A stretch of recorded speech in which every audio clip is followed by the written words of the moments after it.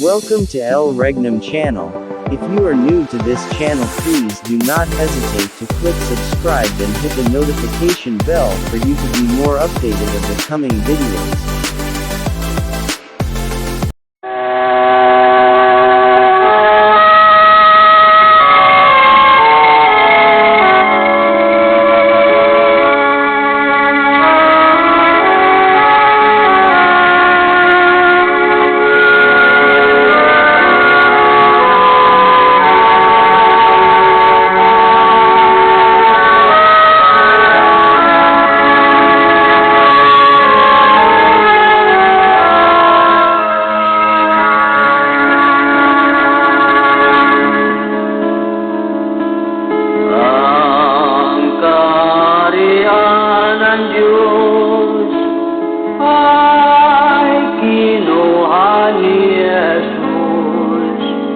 Sa lumang Jerusalem, sa bayang Huda Israel, at kanyang ibinigay sa bansang nabubungan sa Diyos na kay Kristo na pananampalataya. Ang kaharian ng Diyos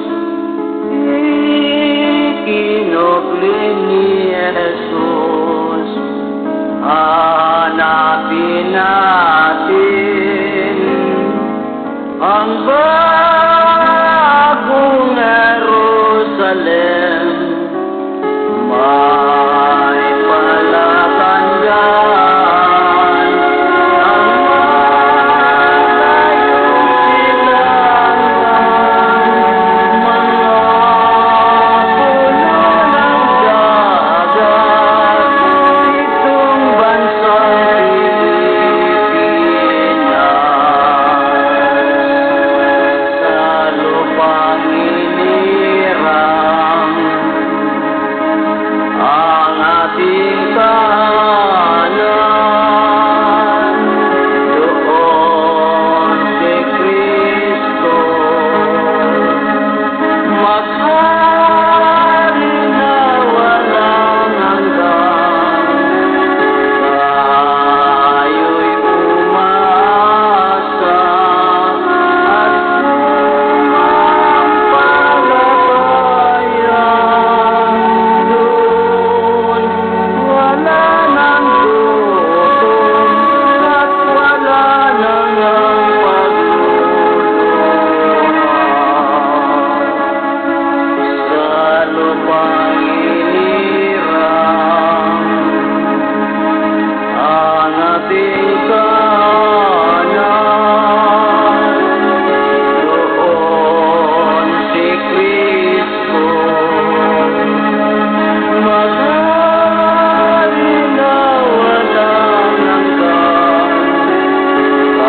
Tayo'y umaasa at sumampalataya.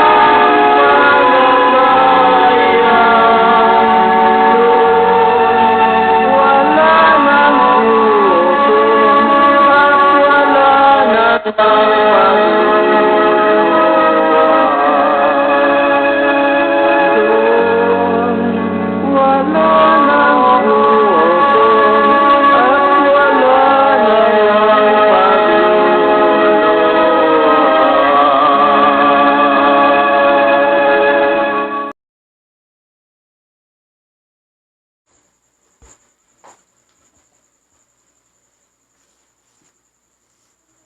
Okay, so maraming salamat po, Hari. So mapagpalang oras sa ating lahat, buong Pilipinas, mula Luzon, Visayas at Mindanao. So bago po ako magpatuloy, ay nais ko munang magbigay pugay at humingi ng gabay sa amin pong mahal na dakilang guro, ang amin pong divine mentor sa kaharian ng Diyos, walang iba, ang amin pong mahal na Haring Filemon Ondok Riam Bonanza. At ganun din po sa amin pong 5 spiritual mothers na kasalukuyan nandun po sa banal na syudad. Doon po sa Purok New Jerusalem, Talisay, Dapitan, Shrine City. At ganun din po na ako'y lubos na gumagalang at nagpapasalamat sa amin pong mahal na Pangulo, ang amin pong mahal na Prinsipe Rocky Y. Reyam Bonanza. At ganun din po sa kapatid ng aming mahal na Prinsipe, walang iba ang amin pong Haring Adolfo B. Reyam Bonanza, na sila po ang nakahawak sa dalawang company, na ang amin pong mahal na Prinsipe ay hawak ang The Royal Alpha Omega Ring Trading Corporation. At ang aming Haring Adolfo ay siya naman ang President ng The Philippine Deuterium Development and Management Corporation. At ganun din po sa lahat ng 12 tribo ni Amang Jacob na tinayo po ng aming Malnaring Filimon Ondok Reyam Bonanza, hanggang sa mga 12 apostoles mula Region 1 hanggang Region 12 na kinabibilangan po ng aming Regional Director dito po sa Region 2. Walang iba po ang amin pong Haring Edgar Palor Ligutong. Kasama na po ang kanyang reyna, walang iba, Reyna Ros Padillo Ligutong. At ganun din po sa lahat ng mga 70 prophets buong Pilipinas sa loob ng kaharian ng Diyos, hanggang sa mga municipal leaders, barangay, down to Purok. At sa lahat ng sumusubaybay sa programa po ng The Kingdom of God sa palatuntunang Consumatumes. So maraming salamat sa walang tigil o sawa sa pakikinig at panunood sa programa po ng aming mahal na Haring Filimon Ondok Reyam Bonanza. At ganun din po na kami po ay nagpapasalamat sa ating mga kapatid na nasa iba pang bansa, no? Na pinangungunahan po ng ating kapatid na nandun po sa bansang UK, doon po sa London. Walang iba po, Reyna Shirley del Rosario. At ganun din po sa isa pa nating prinsesa na nandun po sa bansang Kuwait, no? Walang iba kundi si Prinsesa Claribel Baltasar. So mapagpalang oras dyan, Reyna at Prinsesa, no? At ganun din sa mga kapatid natin na nandyan po sa iba't ibang lugar na pinangunahan po ang kapatid natin na nandyan po sa Naggasikan, Santiago City, no? Walang iba si Haring Ramel Tadja, Haring Redentor Domingo, Gino Tolentino, Reyna Gloria de Leon, at Reyna Marites Saldivar, hanggang kay Reyna Luz Viminda Gutierrez, at sa kapatid natin na isang Prinsipe JB Sales. At ganun din po sa kapatid natin na nandyan sa Malanit Jones, no? Walang iba kundi si Haring Roger Pagumpana. Kasama po, at ganun din po sa kanyang anak, no, na nasa ibang lugar, no? Walang iba kundi si Haring Reggie Pagumpana. Kasama po ang kanyang Reyna Jel Pagumpana, dyan po sa Negros, no? At ganun din po sa kapatid natin na si Reyna Rosalia Tuginayo, no? At Reyna Ansibi, no? So mapagpalang oras sa ating lahat, si Reyna Marina Ansibi, no? Hanggang doon sa nagtipunan ang ating si Haring Digaw, no? Raul Digaw, sa buo niyang pamilya. So mapagpalang oras dyan, hari, sa iyong buong pamilya. Sana ay lagi kang ring sumasubaybay, no? Sapagkat ito talaga yung binigay ng ating mahal na hari na gawain sa loob ng kaharian ng Diyos.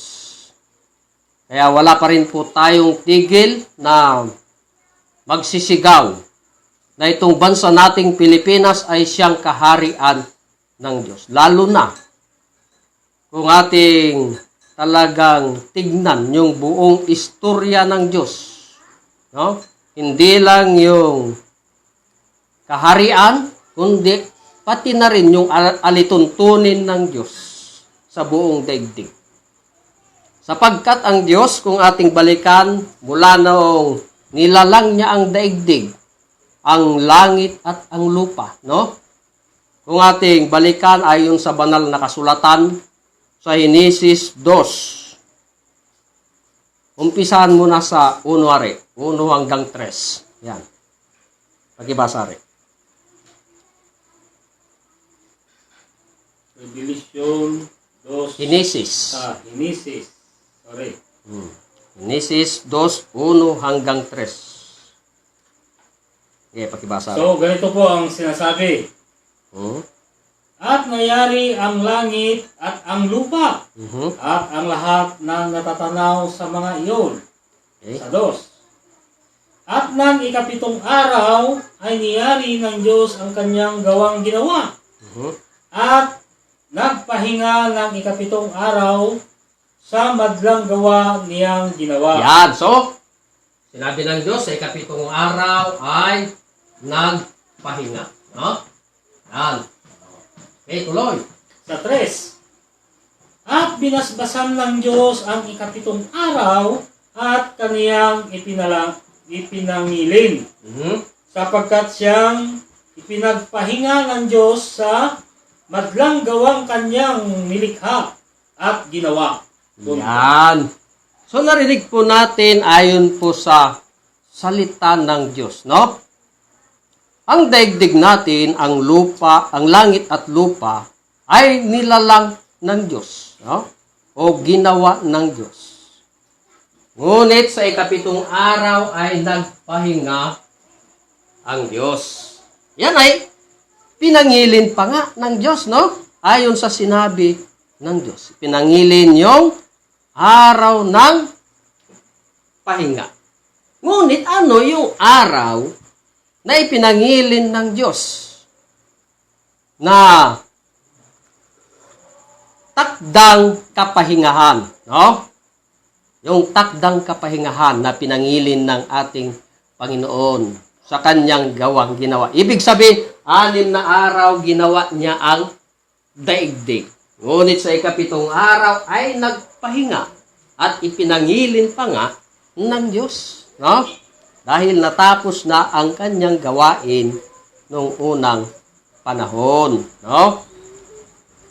So yung ikapitong araw na kapahingahan ng Diyos, ito rin ay ibinigay sa tao, no? Kanino ibinigay? Ay, binigay ito kay Moises, no? Binigay ng Diyos para alituntunin na ito ng tao. Ang Diyos nga nagpahinga, no, sa ikapitong araw. Ano pa kaya doon sa kanyang niyari o nilalang sa daigdig? No? Ito ay ibinigay kay Moises, yung araw ng pahinga na siyang ikapitong araw. Ngunit anong araw? Tignan po natin ayon po sa panahon ni Moses. Ayon po sa banal na kasulatan. Exodo 20, verse 8. Hanggang 11. Pakibasa. So, ganito po ang sinasabi. Alalahanin mo ang araw ng Sabat Yan. upang ipangilin. Yan. Tuloy. Sa 9. 6 na araw na gagawa ka at iyong gagawin ang lahat ng iyong gawain. Sa 10. Ngunit ang ikapitong araw ay Sabat sa Panginoong mong Diyos. Yan. Sa Tuloy. araw na iyan ay huwag kang gagawa ng anumang gawa. Ikaw ni ang iyong anak na lalaki ni babae. Ni ang iyong aliping lalaki ni babae. Ni ang iyong baka. Ni ang iyong taga-ibang lupa na nasa loob ng iyong mga pintuang daan. Yan. Yan ang, 11. yan ang alituntunin, no? Alituntunin ng Diyos. Sige, tuloy rin. Sapagkat sa 6 na araw ay ginawa ng Panginoon ang langit at ang lupa, ang dagat at ang lahat ng nangaroon. At nagpahinga sa ikapitong araw.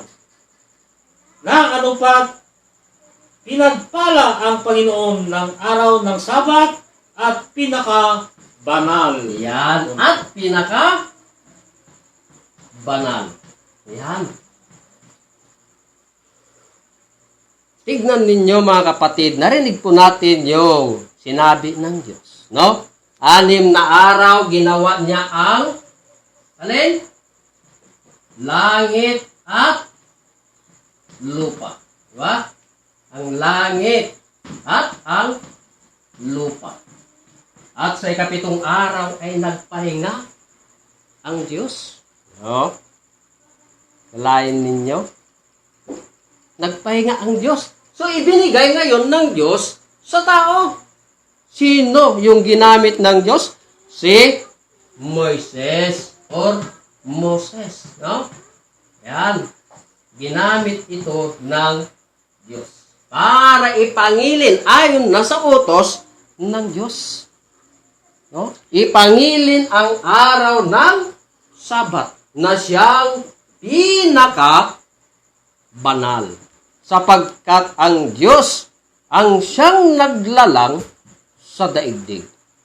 No? 6 na araw, ginawa niya ang langit at lupa, at ang ikapitong araw ay nagpahinga at ipinangilin pa. No? Ipinangilin pa nga ng Diyos. Ano pa kaya doon sa nilalang ng Diyos dito sa daigdig? Maging sa mga bagay na nilalang ng Diyos sa daigdig, lalong-lalo na kaya sa mga tao. No? Kung gaano kaya kahalaga yung katwiran ng Diyos o alituntunin ng Diyos nung unang panahon na naibigay pa sa panahon ni Moises. Anong araw? Araw ng Sabat. At ginawa ng Diyos na pinaka-banal ayon sa alituntunin na ibinigay ng Diyos ayon sa Ezekiel, no? Ezekiel 20, no? Verse 11 hanggang 12. Pakibasa rin.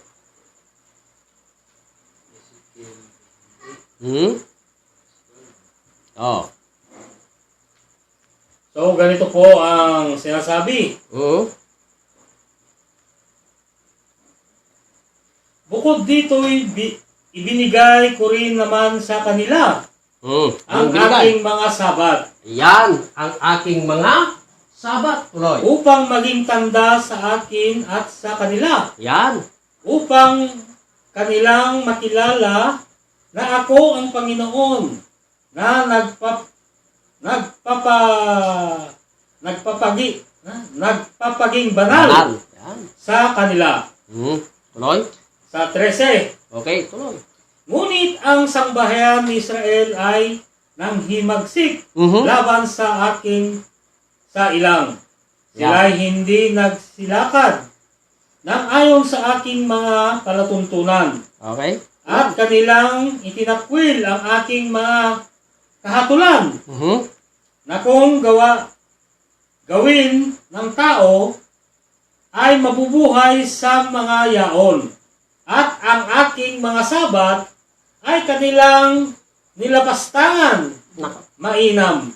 Nang magkagayoy sinabi ko na aking ibubuhos ang aking kapusukan sa kanila sa ilang upang lipulin sila. Yeah. Punto na. Punto na. Yan. Punto. So, napakaliwanag yung sinabi ng Diyos, no? Ibinigay yung kanyang alituntunin na ibinigay ang mga sabat. No? Saan? Sa mga tao. Para sundin. Ngunit, ang ito, nasunod ba? Yung araw ng sabat. Doon pa nga sa panahon ni Moises, oh. No? Inutos na ng Diyos yung araw ng sabat na ipangilin. Ngunit, pag hindi ipangilin ang araw ng Sabat, ano? Ang kahatulan na ibibigay ng Diyos. No? Pag hindi gaganapin o ipagdiwang o ipangilin ang araw ng Sabat, mga kapatid, ano kaya naman yung ganti na ibibigay ng Diyos sa hindi gaganap o ipagngilin ang araw na pahinga na siyang araw ng Sabat, no? Ayon sa banal na kasulatan, mga kapatid, na mababasa sa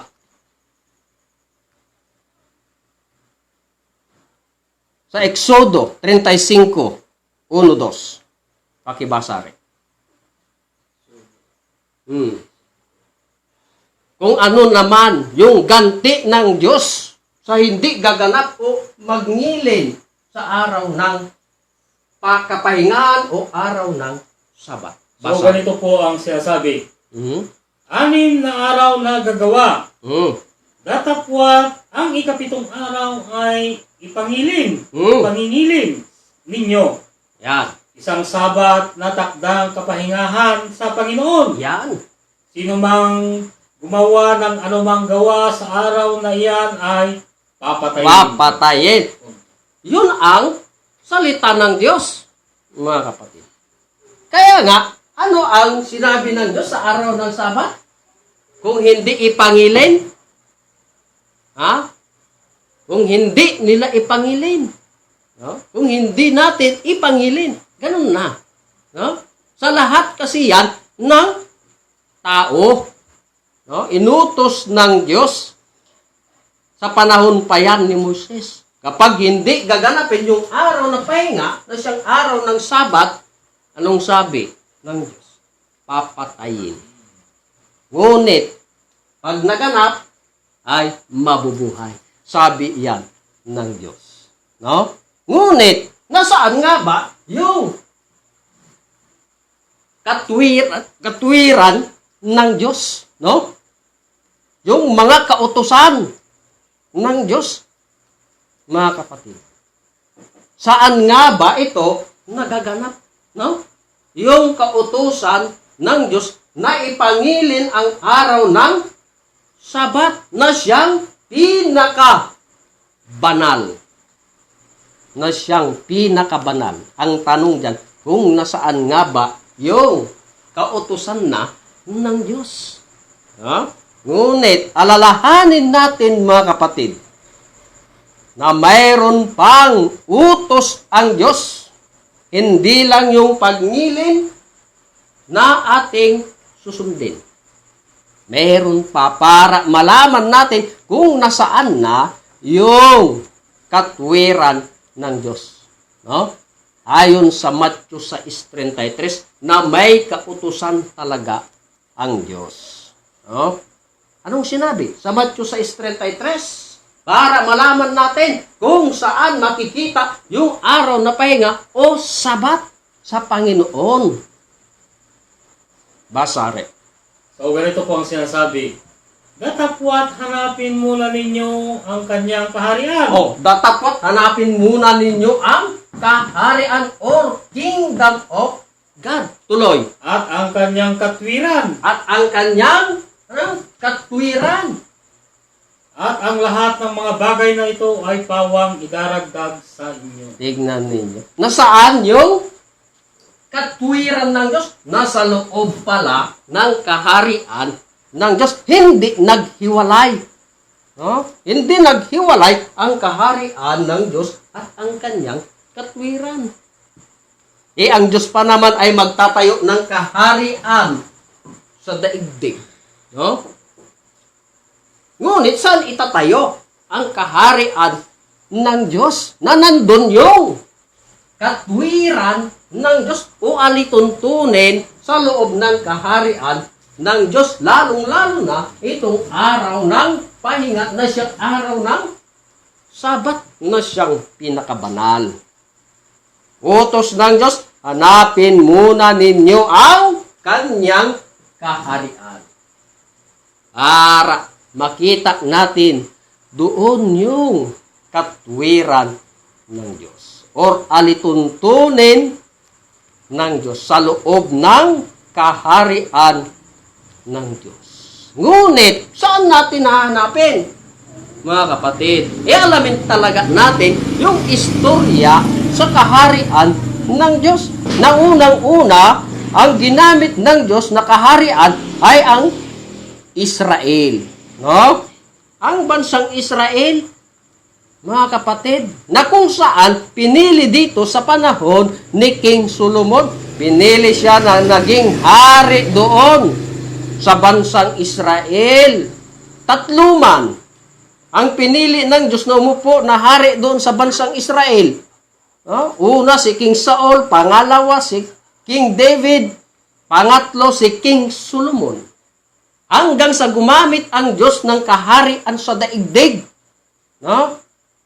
Na ang unang naging kaharian sa daigdig, ang bansang Babylon, pangalawa, bansang Medo-Persia, pangatlo, bansang Greece, pang-apat, ang bansang Roma. Ngunit ang tanong, mga kapatid, may kaharian pa ba ngayon sa daigdig? No? So, wala na. Ngunit, ipagpatuloy pa rin ng Diyos sapagkat may pangako ang Diyos na magtayo ang Diyos sa langit ng isang kaharian na kailanman ay hindi na magigiba. Bakit hindi na magigiba? Natapos na yung 4 na kaharian sa daigdig. No? Natapos na.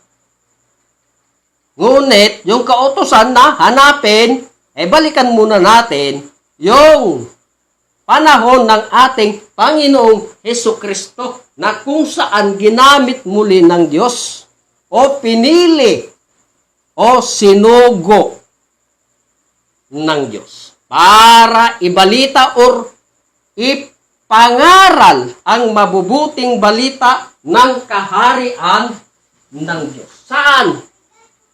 Mga kapatid, ibinalita ng Diyos ang kaharian. O kaharian ng Diyos. Saan binalita ng ating Panginoong Jesus? Saan ito binalita? Doon sa bansang Israel, na ang capital ng Israel ay Jerusalem. Doon binalita ng ating Panginoong Hesukristo ang tungkol sa kaharian ng Diyos. Na muli itatayo ng Diyos. Na muli itatayo ng Diyos yung kaharian sa daigdig na gagamitin ang bansang Israel sa panahon ng ating Panginoong Hesukristo. Kaya alamin natin yung istorya, mga kapatid. Mula nung naglalang ang Diyos, binigay ang araw na Sabat na siyang pahinga hanggang dito na sa panahon ng ating Panginoong Hesukristo, sapagkat nandyan yung alituntunin ng Diyos sa loob ng kaharian ng Diyos. Kaya nga sa panahon ng ating Panginoong Hesukristo na nangaral ng mabubuting balita tungkol sa kaharian ng Diyos. Ang tanong, tinanggap ba ang ating Panginoong Hesukristo doon sa bansang Israel? Tinanggap ba, mga kapatid? Hindi siya tinanggap. Hindi tinanggap ang ating Panginoong Hesukristo. Bagkus nga, hinuri pa, pinako pa sa krus. Kaya ano ang sinabi ng Diyos ang ating Panginoong Hesus? Mga kapatid, noong hindi tinanggap ang kaharian doon sa bansang Israel, anong sinabi? Ayon sa Matthew 21:42 hanggang 43. Na may sinabi ang ating Panginoong Hesukristo. Pakibasa rin. So, ganito po ang sinasabi. Sinabi sa kanila ni Jesus. Sinabi sa kanila ni Jesus. Bagay hindi ninyo nabasa sa mga kasulatan. Ang batong itinakwil ng nagtatayo ng gusali ay siya rin ginawang pangulo sa panulo. Ito'y mula sa Panginoon. At ito'y kagilagilala sa harap ng ating mga mata. Tignan ninyo, mga kapatid. Sinong nagsabi? Ang ating Panginoong Hesukristo. Sinabi nga ni Jesus. Hindi nyo ba nabasa sa mga kasulatan? Kalahin ninyo yung salita ng Diyos. ang batong itinakwil nangang nagtatayo ng gusali ay siya ring ginawang pangulo sa panulok. Sino? Yung bato na sinabi doon sa banal na kasulatan. Siya, si Kristo. Dahil sa hindi pagtanggap, anong sinabi sa 43? Kaya nga sinasabi ko sa inyo, aalisin sa inyo ang kaharian ng Diyos at ibibigay sa isang bansang nagkakabunga. Yan.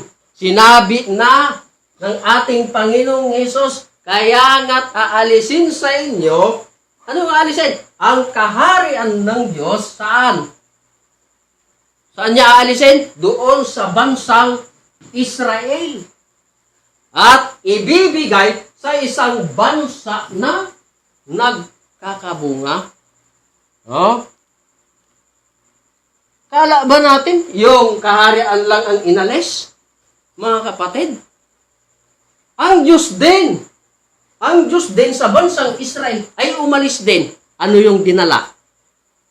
Dinala pa rin yung kautusan, yung katuruan ba, mga kapatid? Ayon sa 2 Chronicles 15:3, no? Hindi lang yung kaharian ang inalis doon, pati na rin ang Diyos, wala na rin doon. Akibasari. So ganito po ang sinasabi. Ngayon nga ang Israel ay malaon ng walang Diyos na tunay. At Sino? walang tagapagturong saserdote. At walang kautusan. Yan. So, sino yung nakikilala nating Diyos sa Israel? Walang iba kundi ang ating Panginoong Hesus. Diba? Na siyang nangaral ng mabuting balita tungkol sa kaharian ng Diyos. Ngunit, inalis ang kanyang kaharian, pati na rin ang Diyos. Sinabi nga ng Diyos, malaon ng walang Diyos na tunay sa Israel. Diba? Wala nang tagapagturong saserdote at wala na rin ang mga kautusan. Saan na naibigay? Doon na sa kaharian ng Diyos. No? Sapagkat sinabi ng Diyos, kaya nga't aalisin sa inyo ang kaharian ng Diyos at maibibigay sa isang bansa na nagkakabunga. Nandun na lahat. Pati karagdagan, mga kapatid, kinuha din ni Kristo. Saan ibinigay? Doon pa rin sa isang bansa na nagkakabunga. Ngunit ang tanong, nasaan ang kaharian ng Diyos?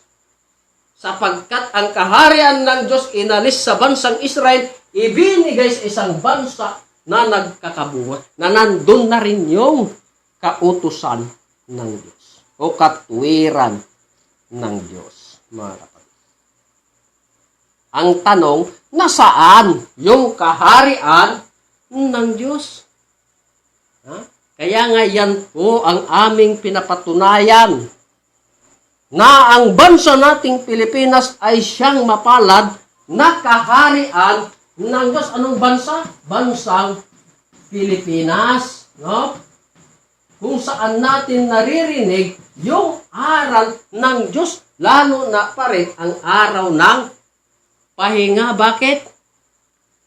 Sinabi ng Diyos, ayon sa banal na kasulatan, mga kapatid, kung ano yung ipangaral sa sanglibutan at bigyan ng mga patutuo.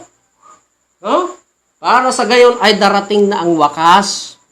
No? Ayon sa Matthew 24:14 na sinalita ng Diyos. Kaya nga wala po kaming tigil o sawa na binabalita yung mabuting balita sa plano ng Diyos tungkol sa loob ng kaharian ng Diyos. No? Kaharian ng Diyos at mga alituntunin sa loob ng kaharian ng Diyos. Sapagkat ito ay plano ng Diyos. Ngunit, patunayan po natin o pinapatunayan po namin sa inyo na ang bansang Pilipinas ay siyang kaharian ng Diyos. Ayon po sa aming mahal na dakilang guro, mahal na Haring Filemon Ondo Ream Gonanza. Kaya sa gabing ito, patutunayan po namin sa inyo na ang bansang Pilipinas nga ay siyang kaharian ng Diyos. Ayon po sa banal na kasulatan. Na mababasa sa Ecclesiastes 1:9. No? Sapagkat ang kaharian ng Diyos inalis sa bansang Israel, ibinigay sa isang bansa na nagkakabuwa, na nandun na yung mga palatandaan na mula pa nang itatag ang sanglibutan. No? Pakibasa rin. So, ganito po ang sinasabi. Yaong nangyari ay siyang mangyayari. Okay? At yaong nagawa ay siyang magagawa. At walang bagong bagay sa ilalim ng araw. Yan. So, narinig po natin mga kapatid, ayon sa banal na kasulatan, Ecclesiastes 1:9, na yaong nangyari ay siya ring mangyayari. At yaong nagawa ay siya ring magagawa. At walang bagong bagay sa ilalim ng araw. So, history repeats itself. No? Kung anong nangyari noon, ay siya ring mangyayari ngayon. Sapagkat ang kaharian ng Diyos inalis sa bansang Israel, ibinigay sa isang bansa na nagkakabuo. History repeats itself. Sapagkat sinabi nga ng Diyos, Ako, no? Ako ang Alpha, no? Ako ang Alpha at ang Omega.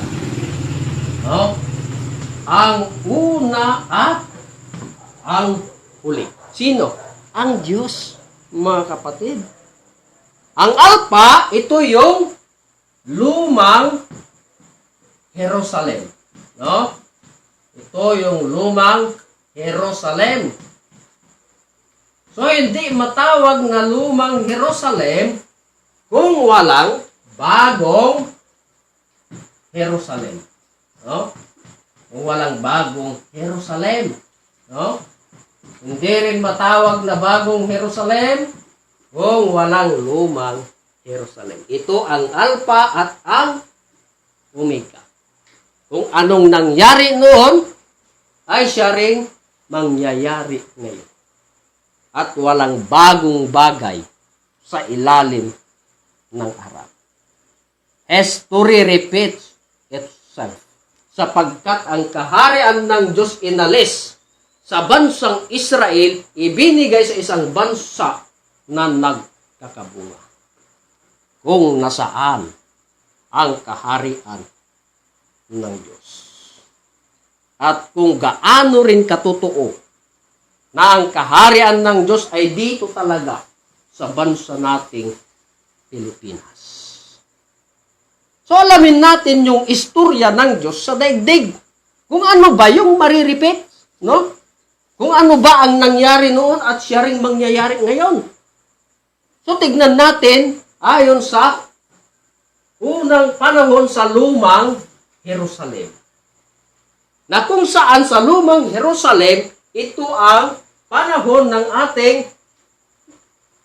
haring o King Solomon. Yan. Sa panahon ni King Solomon. Yan. Alamin natin para malaman natin yung istorya ng Diyos sa daigdig. Sapagkat ang Diyos nga ay magtatayo ng isang kaharian na kailanman ay hindi na magigiba. Balik tayo sa panahon ni King Solomon. Saan? Doon sa lumang Jerusalem. Ngayon, sa negative 997, ito yung last hour ni King Solomon. Na kung saan kinuha ni Kristo ang kaharian sa Jerusalem, mga kapatid. At pinarusahan ng Diyos ang bansang Israel. No? Pinarusahan ng Diyos sa loob ng 390 years. Pinarusahan ng Diyos. Bakit? Dahil sa kasalanan na nagawa ni King Solomon. No? Kaya yung parusa ay dumating sa panahon ng kanyang mga anak na si Roboam at saka si Jeroboam, mga kapatid. Kaya naibigay ang kaparusahan sa loob ng 390 years. Sapagkat ang kaharian ng Diyos inalis, saan? Sa bansang Israel. Yan, sa bansang Israel, na ang kapital ng bansang Israel ay Jerusalem. Ngunit naging lumang Jerusalem, mga kapatid. Sapagkat ang kaharian nga sa bansang Israel inalis, ibinigay sa isang bansang nagkakabuo. Ngayon, gagamit tayo dito ng subtract o minus, mga kapatid. So, 7 minus 0 equals 7. 9 minus 9 equals 0. 9 minus 3 equals 6. So, may sukat 6 o 7 BC. Yan. 6 o 7 BC. Para malaman natin yung istorya ng Diyos sa daigdig. Sapagkat ang banal na kasulatan, mga kapatid, ay mayroon itong 4 na factors. No? Una, ang prophecy. Pangalawa, history. Pangatlo, mathematics o kwentada. Pang-apat, science. Yan ang nakatagong lihim sa banal na kasulatan. 4 na factors na siyang magtuturo sa atin o magbubukas sa plano ng Diyos tungkol sa kaharian ng Diyos na inalis pa mula sa bansang Israel, ibinigay sa isang bansa na nagkakabuo. No? Kaya, mayroong sukat 6 o 7 BC. Ano itong 6 o 7 BC? Ha? Nakaganapan noong unang panahon. Sa 6 o 7 BC, dito, dumating ang hari ng Babylonia. Sino yung hari ng Babylonia? Si King Nabucodonosor. Hari ng Babylonia. No? Dumating sa 6 o 7 BC. Na ito rin ang ginamit ng Diyos o pinasukan ng Espiritu para siya'y maghari sa buong daigdig. No? Maghari siya sa buong daigdig. Dumating siya sa 6 o 7 BC para siya'y ganap na hari sa daigdig. Ha? Dinigma ang Israel. Sinakop ni King Nabucodonosor para sa taong 606 BC ay maging tanyag na si King Nabucodonosor na ang bansang Babylon ay maging kaharian sa buong daigdig. Anong taon? 606 BC. Yan ang umpisa ng bansang Babylon sa paghahari ni King Nabucodonosor. Umpisa na kaharian sa taong 606 BC. Kaharian sa daigdig. Ngunit, dahil sa bagsik ni King Nabucodonosor na hari sa Babylon, na kaharian sa daigdig, pinarusahan ng Diyos. No? Na si King Nabucodonosor ay maghahari sana sa loob ng 70 years. Ngunit, dahil sa bagsik, na kung saan pinapahirapan ang mga anak ng Diyos, pinapatay doon sa panahon ni King Nabucodonosor, ikinulong sa bansang Babylon, pinaiksi ng Diyos ang paghahari ni King Nabucodonosor. Imbes na 70 years, naging 68 years. No? Naging 68 years yung pag-upo ni King Nabucodonosor dahil sa kanyang pagsik. No? Pinaparusahan yung mga anak ng Diyos, inalipin, kinulong sa bansang Babylon, pinaiksi ng Diyos 60 years. Bakit? Dahil sa mga lamang maililigtas.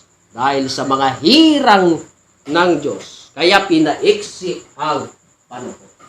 Kaya kung ating isubtract, mga kapatid, ang sukat 538 BC. Dumating ang hari sa bansang Medo-Persia. No? Sino yung hari sa bansang Medo-Persia? Mga kapatid, walang iba kundi si Cyrus the Great. Hari ng Medo-Persia. Para iligtas yung mga anak ng Diyos na kinulong sa bansang Babylon.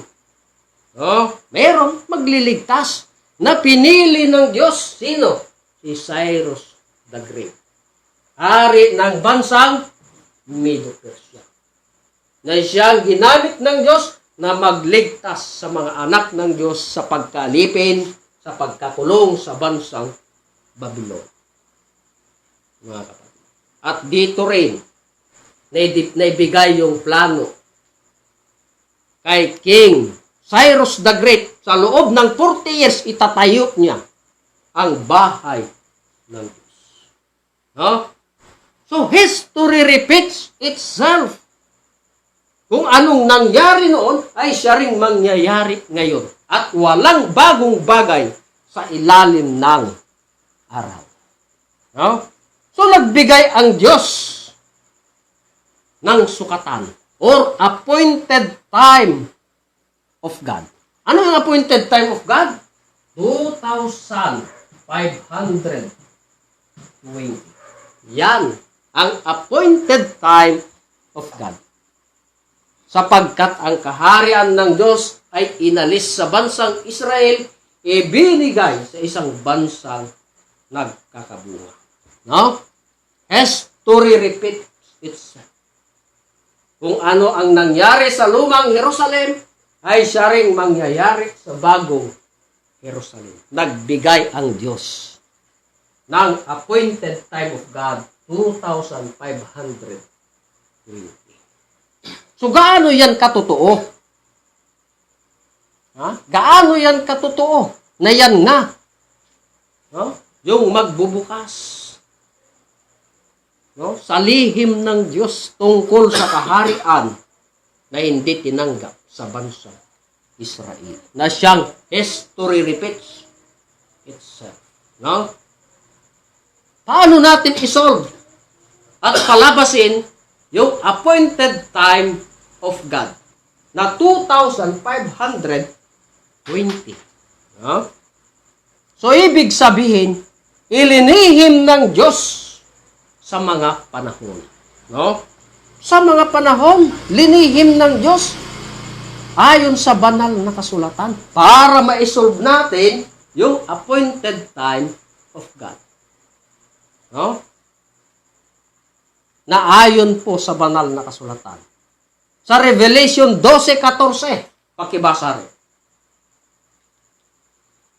Kung gaano katotoo yung appointed time of God. 2,520. Isolve natin. So, ganito po ang sinasabi. Mm-hmm.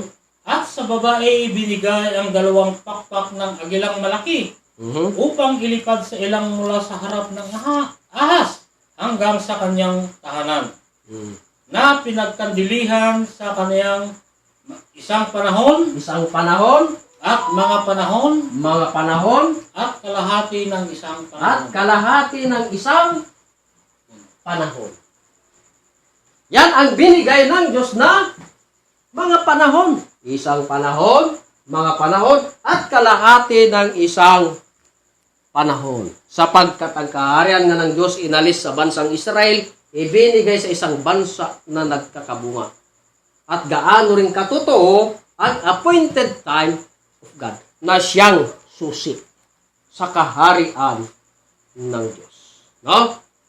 Isang panahon, mga panahon, at kalahati ng isang panahon. Paano natin isolve yung mga panahon na binigay ng Diyos.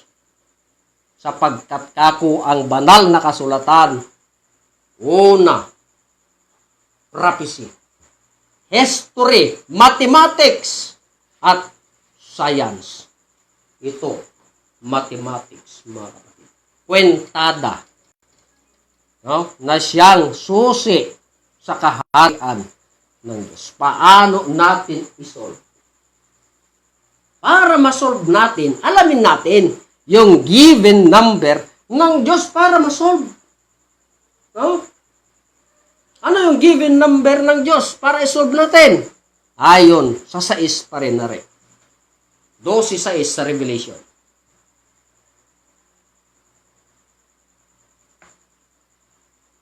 So ganito po ang sinasabi.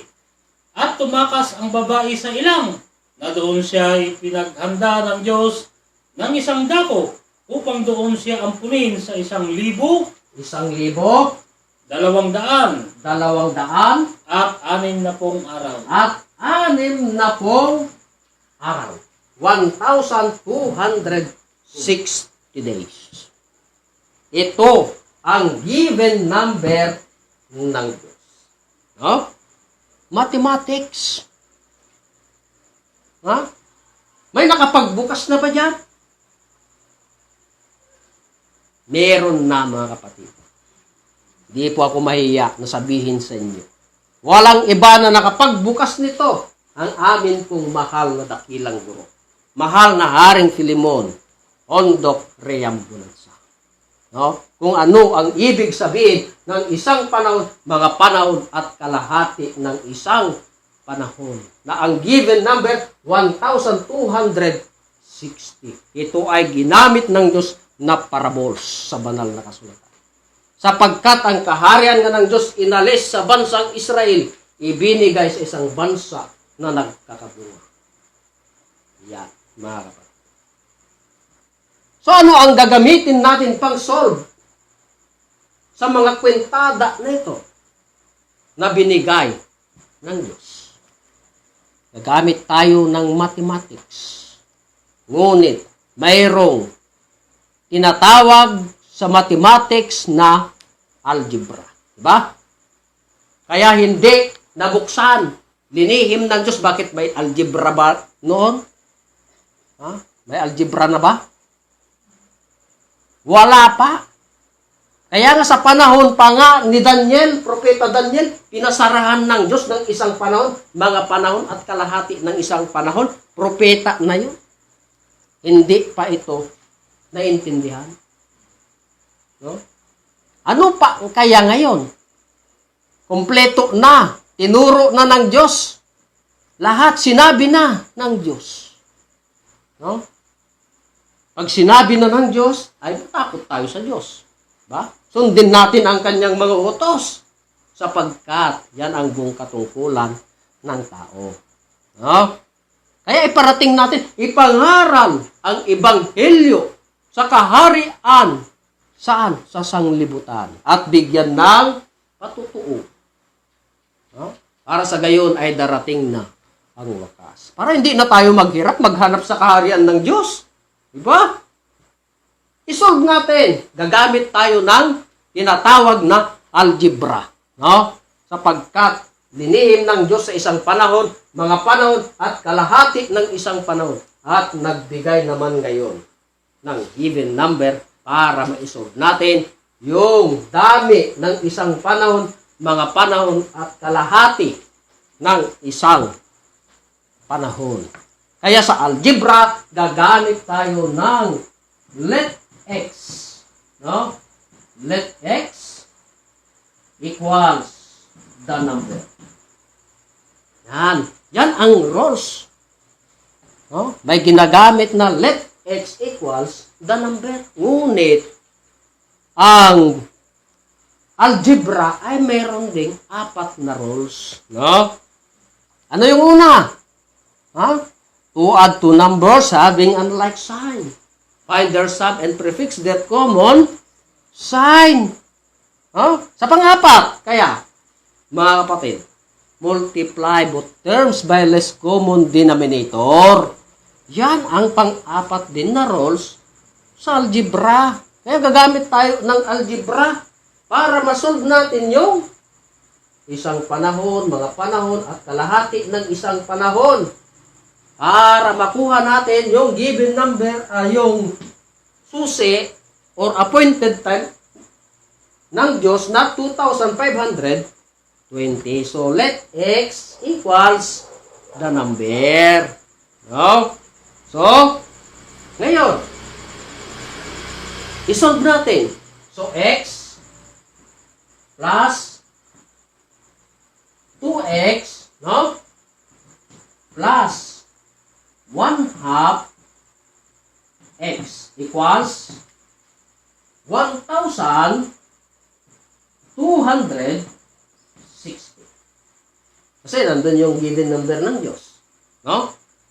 Ngayon, ang x, equivalent is 1. No? Or isang panahon. So, yung x is 1x, yan, plus 2x plus 1/2 x equals 1,260. Errors kasi ng algebra, mga kapatid. So, gagamit tayo ng plus, no, sa rules ng algebra. So, 1x plus 2x equals 3x plus 1/2 x equals 1,260.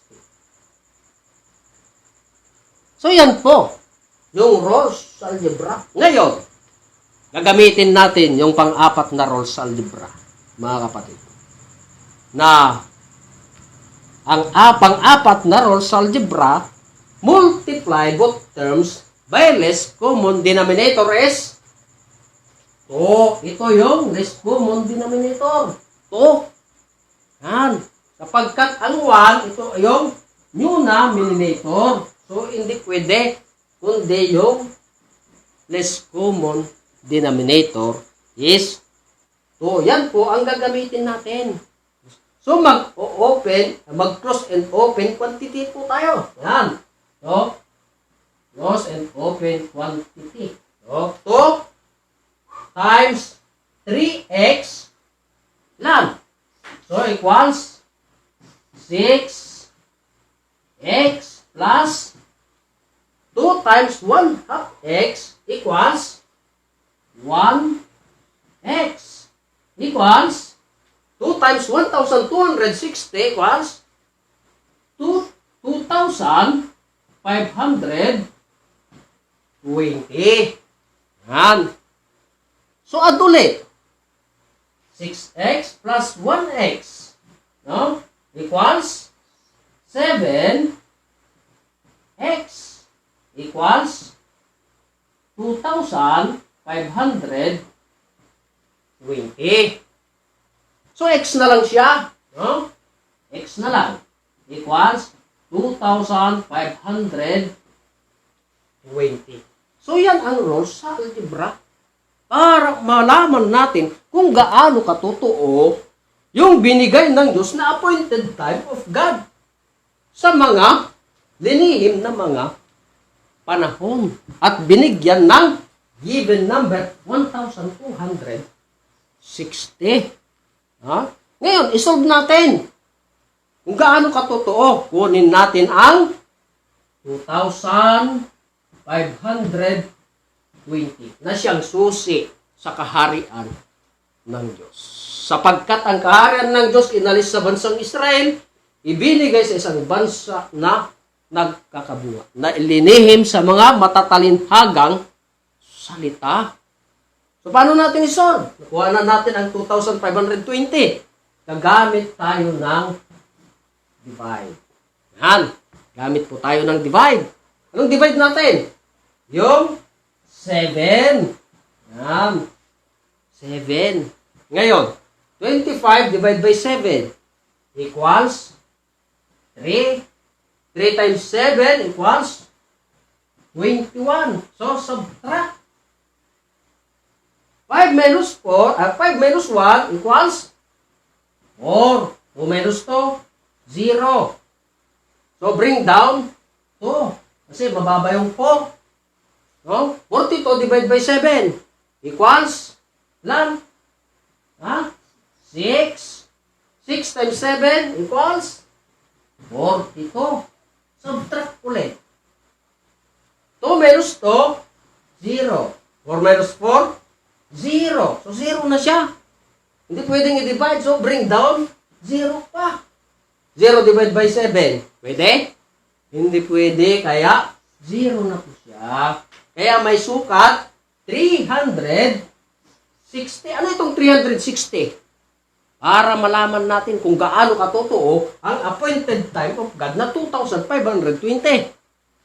Ha? Ang 360, ito yung sukat sa isang panahon. Yan, isang panahon na may sukat, 360 days sa Diyos yan, mga kapatid.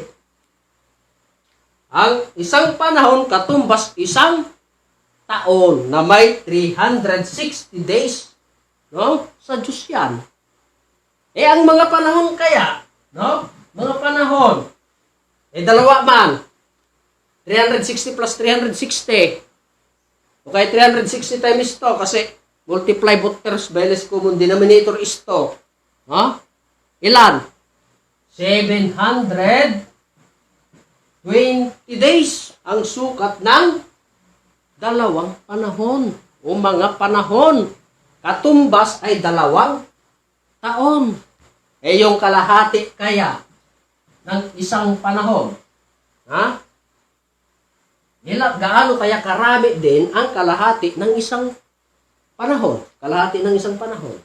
Hatiin natin yung 360 na isang panahon. Ilan? May sukat 180 days. No? 180 days. So, isolve natin yung days para makuha natin yung given number ng Diyos na pinag-solve sa mga panahon. So, i-plus natin. 0 plus 0 plus 0 equals 0. 6 plus 2, 8. Plus 8, 16. Carry 1. 3 plus 7, 10. Plus 1, 11. Plus 1, 12. So, may sukat, 1,260 ang tanong. Akma ba doon sa given number ng Diyos? 1,260. Ha? Akma mga kapatid, na ang sukat ng mga panahon is 1,260. Ngunit bakit 2,520 ang binigay ng Diyos na appointed time of God? Ha? Alalahanin natin mga kapatid. Ayon sa nabasa sa banal na kasulatan, no? Ang isang agilang malaki na siyang naglipad sa babae patungo sa ilang. Ha? Isipin natin, ang agila makalipad ba kung iisang pakpak? Ha? Ang numero ng isang pakpak ng agilang malaki is 1,260. Multiply, both terms by less common denominator is 2. Kunin natin ang 1,260. I-times natin sa 2. Dalawang pakpak. Mga kapatid ng agila. Ha? Times natin. No? 0 times 2 equals 0. 2 times 6 equals 12. Carry 1. 2 times 2 equals 4 plus 1 equals 5. No? 5. 2 times 1 equals 2. So may sukat 2,520. Akma ba, mga kapatid, sa appointed time of God? Ha? Na siyang susi sa kaharian ng Diyos, sapagkat ang kaharian ng Diyos inalis sa bansang Israel, ibinigay sa isang bansa na nagkakabunga. Lalo na sinabi ng Diyos, ang nangyari noon ay siya ring mangyayari ngayon. At walang bagong bagay sa ilalim ng araw. History repeats itself, mga kapatid. Kung nasaan ang kaharian ng Diyos. Ngayon, tignan natin. Sapagkat nakuha na natin yung appointed time of God, 2,520, tignan natin yung istorya ng Diyos na history repeats itself, no? Kung anong nangyari noon ay siya ring mangyayari ngayon. At walang bagong bagay sa ilalim ng araw. No? So, history repeats itself. No? Kung anong nangyari sa luma, ay siya ring mangyayari sa bagong Jerusalem. Ngayon, kunin natin sa panahon ni King Solomon na natapos naghari sa bansang Israel na negative 997 sapagkat history repeats itself. Sapagkat ang kaharian inalis sa bansang Israel, ibinigay sa isang bansa na nagkakabunga. Anong bansa kaya yan? Kaya isolve natin. No? 0 minus 7 cannot be. No? Hindi pwede. Bar 1 from 2, ang 2 maging 1. Ang 0 maging 10. 10 minus 7. Ang sukat ay 3. 1 minus 9 cannot be ulit. Bar 1 from 5 maging 4, maging 11. 11 minus 2 equals 4. 4 minus 9 cannot be ulit. Bar 1 from 2 maging 1, maging 14. 14 minus 9 equals 5. Bring down 1. So, ang sukat, 15, 23. Or, 1,523.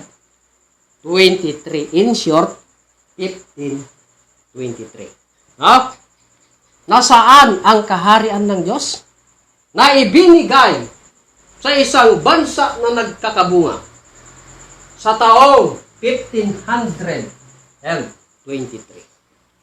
History repeats itself. Kung anong nangyari noon, ay siya ring mangyayari ngayon. At walang bagong bagay sa ilalim ng araw. No? Ayon sa banal na kasulatan na mabasa sa Ecclesiastes 3:15. Kung ano ang nangyari noon, ay siya ring mangyayari ngayon. At inahanap ng Diyos ang nakaraan na. Pakibasa rin. So, ganito po ang sinasabi. Ang nangyari sa nagdaan ay nangyari na. At ang mangyayari pa ay mangyayari na rin. At hinahanap uli ng Diyos ang nakaraan na. Yan. So, history repeats itself sapagkat hinahanap ng Diyos ang nakaraan na. Wala na doon. Sapagkat ang kaharian inalis sa bansang Israel, ibinigay na sa isang bansang nagkakabunga. No? History repeats itself. So, kunin natin ang 1523. Na kung saan ibinigay ng Diyos ang kaharian sa isang bansa na nagkakabunga sa taong 1523. Ha? History repeats itself. Na kung anong nangyari sa nagdaan, ay siya ring mangyayari ngayon. No? Anong nangyari sa panahon ni King Solomon na natapos naghari, pinarusahan ang Israel sa loob ng 390 years. So, history repeat itself. Kailangan ang 390 years ma-repeat sa isang bansa na kung saan doon ibibigay ang kaharian ng Diyos. History repeat itself. 390, no? Yan ang parusa. Na kung saan naparusahan ang Israel, ganun din sa bansa na paglilipatan ng Diyos. May sukat din na 390. Sa taong 1523, ano ang bilang natin dyan? Ha? pataas. Hindi gaya sa unang panahon na negative, pababa. No? Dito, sa bagong Jerusalem, puro na positive. No? Kaya gagamit tayo ng plus. So, i-plus natin ang 390 years. No? 3 plus 0 equals 3. 2 plus 9 equals 11, carry 1. 5 plus 3, 8 plus 1, 9. Bring down 1. May sukat 19, 13. No? History repeat itself. Sapagkat ang kaharian ng Diyos inalis sa bansang Israel, ibinigay sa isang bansa na nagkakabunga. Kung anong nangyari sa luma, ganun din sa bago. No? History repeats itself. Sa panahon ni King Nabucodonosor, na pinili din ng Diyos na hari sa daigdig, kailangan yung spirit ni King Nabucodonosor ay papasok sa taong 1913. Oh, pumasok nga sa taong 1913. Ang tanong, sino yung dumating sa taong 1913? Ha? Walang iba kundi ang ating kapatid na si Felix Usagon Y. Manalo. Yan, pumasok ang spirit ni King Nabucodonosor sa taong 1913. History repeats itself. No? Si King Nabucodonosor ay naging tanyag na hari sa daigdig sa taong 606 BC. No? Kailangan, ganun din dito sa pagkaganapan. Kailangan din maging tanyag siya sa buong daigdig. No? Kaya sa taong 1913, 1914, kapagkat history repeat itself, naging tanyag siya sa taong 606 BC, kailangan sa taong din sa bagong Jerusalem, sa taong 1914, kailangan maging tanyag din yung pinasukan ng kanyang espiritu. No? Ano ang kaganapan sa 1914? Na panahon ng ating kapatid, Felix Y. Manalo. Mga kapatid. Rinihistro ang INC or Iglesia ni Cristo. No? Rinihistro niya sa taong 1914, July 27, 1914. Para lubos, mga kapatid, na maunawahan natin yung istorya ng Diyos. Ang tanong, tanyag ba ang ating kapatid Felix Y. Manalo sa daigdig? Ha? Tunay, mga kapatid, tanyag na tanyag maski sa ang bansa. No? Sapagkat siya ang nagrehistro sa Iglesia ni Cristo. Ha? Ginamit pa rin ng Diyos para matupad yung nakahula sa banal, yung nakasulatan. No? Pasalamat tayo at ginamit ng Diyos ang ating kapatid Felix Y. Manalo para malaman natin yung kaharian ng Diyos. No? Sapagkat ang kaharian nga ng Diyos inalis sa bansang Israel, ibinigay sa isang bansa na nagkakabunga. No? Maripit yung nangyari sa lumang Jerusalem na siyang magaganap sa bagong Jerusalem.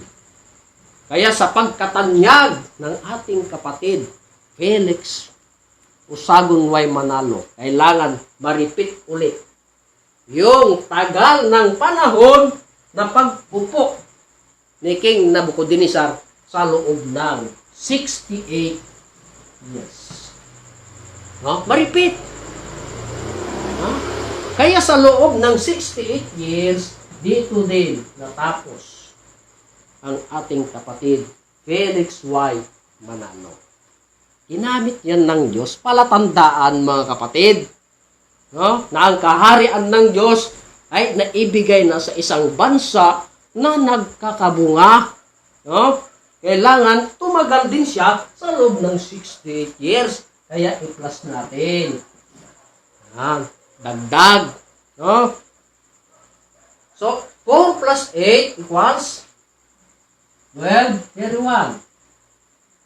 1 plus 6, 7 plus 1, 8. Bring down 9. Bring down 1.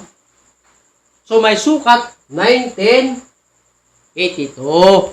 History repeats itself. No? Na ang nangyari noon ay siya ring mangyayari ngayon. Ang nagawa noon ay siya ring magagawa ngayon. At walang bagong bagay sa ilalim ng araw. At inahanap ng Diyos ang nakaraan na. Kalain ninyo, yan yung istorya ng Diyos sa daigdig. Yung kaganapan. Alamin natin. So history repeats itself. No? Sa taong 538 BC, yung panahon ng hari sa Medo-Persia na naghari sa daigdig na si Cyrus the Great. No? Ang spirit ni Cyrus the Great ay pumasok sa taong 1982. History repeats itself. No? Kung anong nangyari sa nagdaan ay nangyari na. No?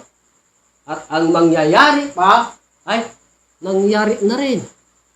At inahanap ng Diyos ang nakaraan na. History repeat itself. No? Kung ano yung ginawa ng hari sa Medo-Persia na siyang kaharian sa daigdig, ay ganun din ang magaganap sa pinasukan ng banal na espiritu. Ngunit ang tanong, sino yung dumating sa taong 1982? Sino, mga kapatid? So hindi po ako mahiya na ipagsigaw o sabihin sa ating lahat, buong Pilipinas maging sa buong daigdig. Walang iba po ang aming dakilang guro, mahal na Haring Filimon Ondo Reyam Bulanza. Dumating sa taong 1982. At sa taong 1982, dito tinatag ang aming mahal na hari, ang Kingdom of God o sinigaw dito sa bansang Pilipinas, na ang bansang Pilipinas ay siyang kaharian ng Diyos. No? Kung anong nangyari noon ay siya ring mangyayari ngayon. Kung 40 years itatayo ni Cyrus the Great ang bahay ng Diyos, ay kailangan ma-repeat sa 40 years. No? Ma-repeat. Kaya kung ating i-plus yung 40 years, ang sukat, 2 plus 0 equals 2, 8 plus 4 equals 12, carry 1, 1 plus 9 equals 10, carry 1, 1 plus 1 equals 2. So may sukat 20, 22. No? May sukat 20, 22. Itatayo nga ba ng aming mahal na hari ang bahay ng Diyos? Tunay, mga kapatid, kitang-kita. Saan tatayo? Doon sa banal na lugar, mga kapatid. Walang iba. Doon sa Purok, New Jerusalem. No? Talisay, Dapitan, Shrine City. Doon po sa Mindanao, mga kapatid. At sa loob ng 40 years, dito rin, na kailangan yung batas ng Diyos ay ma-practice sa loob ng 40 years, mga kapatid. Para sa taong 2022, ano ang programa ng Diyos? Kaligtasan, mga kapatid. Ano yung pangako ng Diyos? Pag mahanapan ang kaharian ng Diyos, matupad ang kanyang mga katwiran, ano? Yung pangatlo, yung karagdagan. No? Ibibigay naman ngayon ng Diyos ang karagdagan. Anong karagdagan na ibibigay sa taong 2022? Mga kapatid, hindi po ako mahiya na sabihin sa ating lahat ayon po sa aming mahal na dakilang guro, mahal naring Filimon Ondok Riambunansa.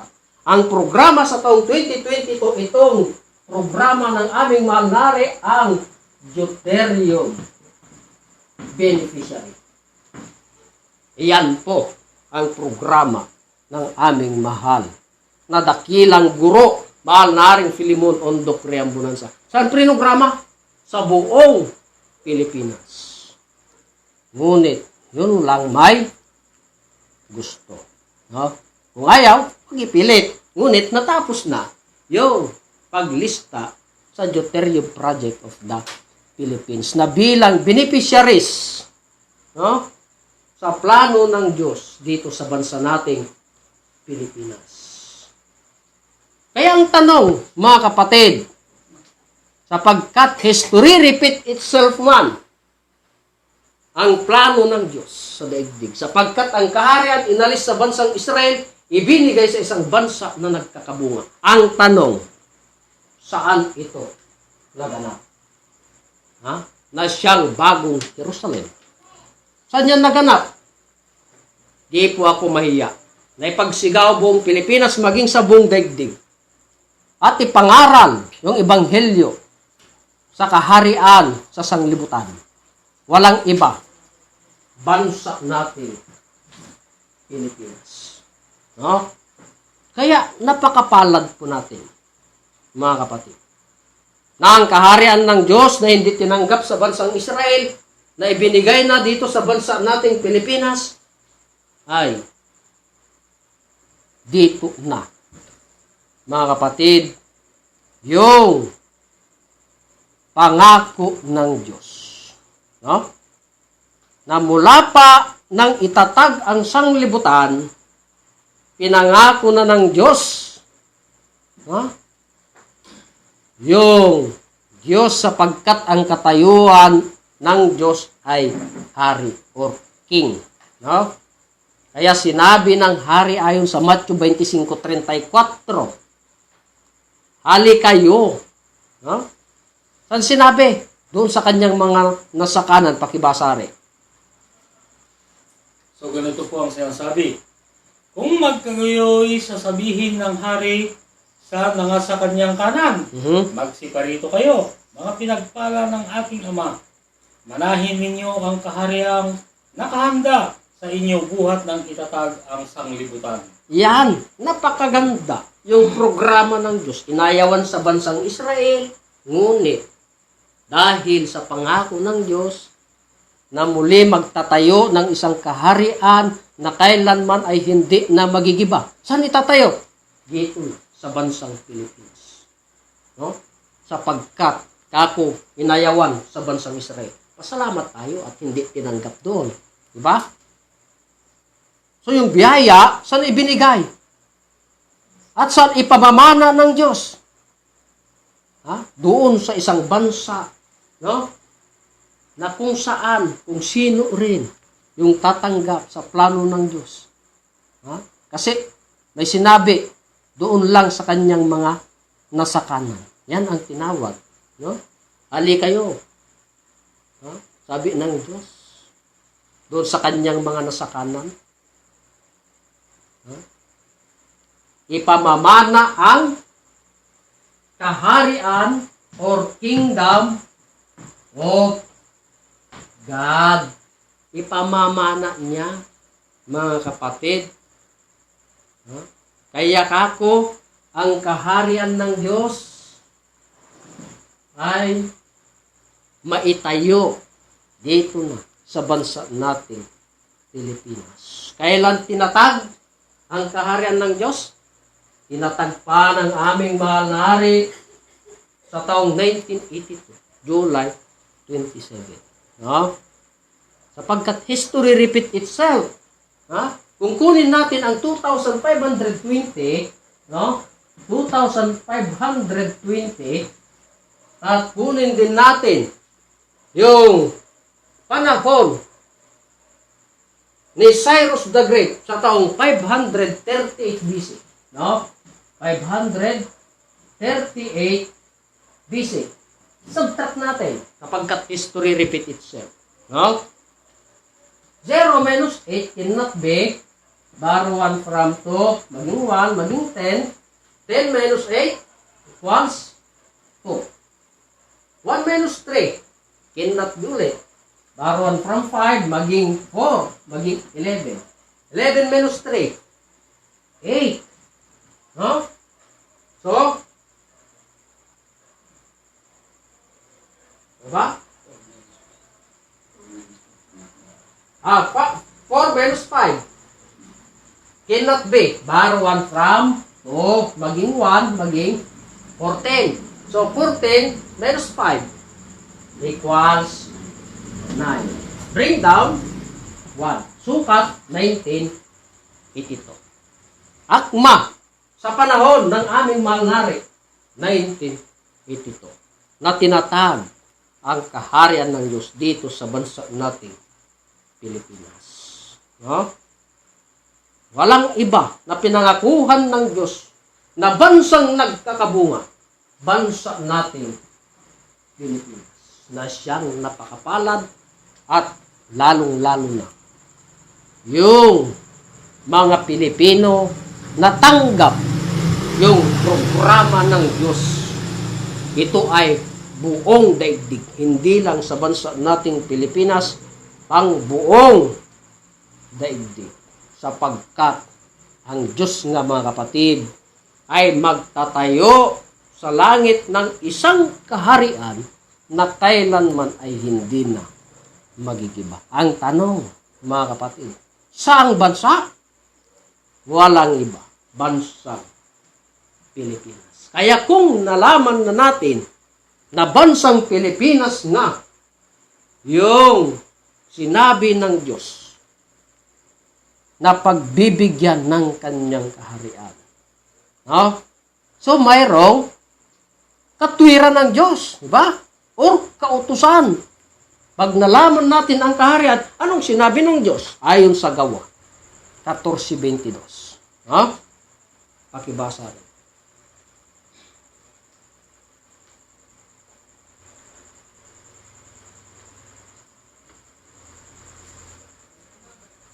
Gawa 14:22. Kung nalaman na natin na bansang Pilipinas na ang mapalad na siyang kaharian ng Diyos, ano yung katwiran ng Diyos o kautusan sa mga tao? Pakibasa. Gawa 14:22. So, ganito po ang sinasabi. Na pinatitibay ang mga kaluluwa ng mga alagad at inaaralan sila na magsipanatili sa pananampalataya at sa pamamagitan ng maraming mga kapighatian ay kinakailangang magsipasok tayo sa kaharian ng Diyos. Yan, kautos-utusan yan ng Diyos, mga kapatid, no? Mula pa sa panahon ni Apostol Pablo, inutos na ng Diyos, no? Kaya nga pinatitibay ng mga alagad na magsipanatili tayo sa pananampalataya, no? Ngunit marami pang daranasin na maraming kapighatian. Ngunit kinakailangan magsipasok tayo. Saan? Sabi ng Diyos. No? Magsipasok tayo sa kaharian ng Diyos. Nandyan lahat yung plano ng Diyos sa daigdig. Nasaan? Sa loob ng kaharian ng Diyos. Yan ang programa ng Diyos sa daigdig. Magtayo ng isang kaharian na kailanman ay hindi na magigiba. Kaya inuulit ko, mga kapatid, mapalad ang bansa nating Pilipinas, lalong-lalo na tayong mga Pilipino na dito na sa bansang Pilipinas, ang siyang pinili ng Diyos na pagtatayuhan ng kanyang kaharian na kailanman ay hindi na magigiba. Napakaswerte. Magpakasaya tayo sapagkat dito talaga yung plano ng Diyos. Bansang Pilipinas na ang siyang kaharian ng Diyos. No? So yan po ang aking tinalakay sa kaorasan nito na tungkol sa kaharian ng Diyos. Lahat ng plano ng Diyos sa daigdig ay nasa loob